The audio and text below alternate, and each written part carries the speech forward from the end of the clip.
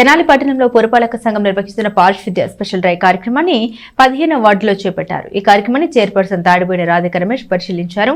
పలు చోట్ల దగ్గరుండి డ్రైనేజీ పొడికల్ని తీయించారు. తెనాలి పట్టణంలో పారిశుద్ధ్యాన్ని మెరుగుపరిచేందుకు పురపాలక సంఘం స్పెషల్ డ్రైవ్ శానిటేషన్ కార్యక్రమాన్ని నిర్వహిస్తోంది. ఈ నేపథ్యంలో ప్రజలు కూడా పారిశుద్ధ్యం పట్ల వారి బాధ్యతను తెలియజేస్తూ 15వ వార్డులో సామూహిక పారిశుద్ధ్య కార్యక్రమాన్ని నిర్వహించారు.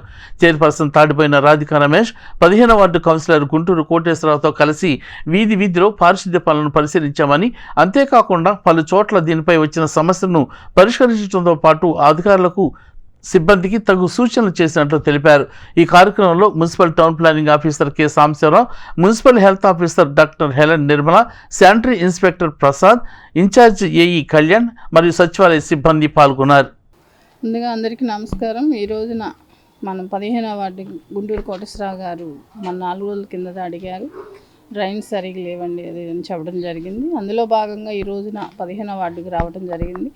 ఇక్కడ వచ్చేసి మెయిన్గా ఈ డ్రైన్స్ ఈ కాలువల మీదే ఎక్కువగా బండలు కానివ్వండి స్లాబ్లాగా పరిచేస్తానా, వాటి మూలాన మా వర్కర్స్ కూడా తీయలేరు, తీస్తుంటేనేమో పోట్లాడుతున్నారని చెప్తున్నారు.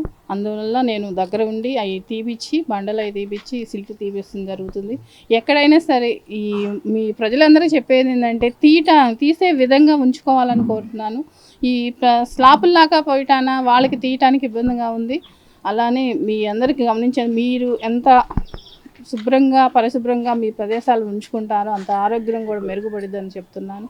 అలానే ఈ కాలువల్లో కూడా ఈ ప్లాస్టిక్ గ్లాసులు ఇలాంటి వ్యర్థాలు అనేది మెట్ల కింద ఆగిపోటాన ఆ నీళ్ళల్లో ఆగిపోయి ఆ మురుగంతా రోడ్డు మీద రావడం జరుగుతుంది. కాబట్టి దయచేసి ప్రజలందరూ గమనించి మాకు తీసే విధంగా ఉంచాలని కోరుతున్నాను.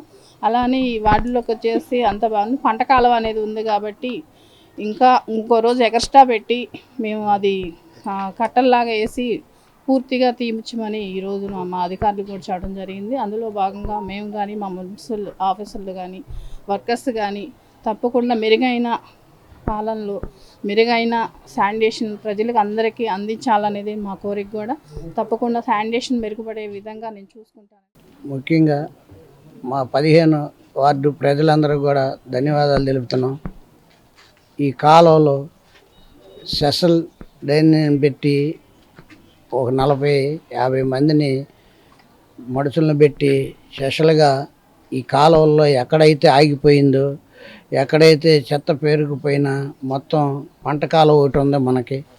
ఇక్కడ నుంచి బాబా టవర్ వెనకమాల నుంచి డిపో సెంటర్ దాటిన దాకా 12వ వార్డు దాకా ఉంటుంది.